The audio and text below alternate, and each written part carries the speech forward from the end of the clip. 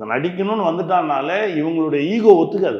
இப்போ நீங்கள் நடிக்க வந்தப்போ நீங்கள் சொல்லியிருக்கீங்க நிறைய பேர் வந்து உங்ககிட்ட நடிக்கிறதுக்கான லுக்ஸும் உங்ககிட்ட இல்லை அப்படின்னா அவங்க சொன்னதா நீங்கள் சொல்லியிருக்கீங்க. அது கரெக்டாக அந்த கான்வர்சேஷன் என்னாச்சு? ஒன்றும் இல்லை சார், அது வந்து அப்போது நான் சொல்கிற டைம்லலாம் வந்து சினிமான்றது ரொம்ப பெரிய புளியங்கொம்பாக இருந்தது சார். ஆக்சுவலாக வந்து ஒரு அறையில் உட்காந்துருப்பாங்க. நான் சொல்கிறது வந்து 92, 93, 94 இந்த 3 ஆண்டுகள் தான் சார்.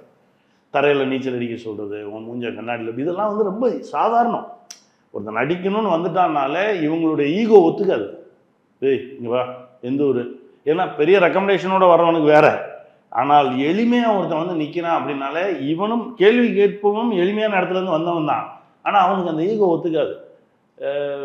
என்னன்னா ஒரு பான்ராக் போட்டுக்கிட்டு ஒரு கோடை ஆயிடுற ரொம்ப அது என்னமோ தெரியல, அவருக்கு யாரையுமே பிடிக்காது.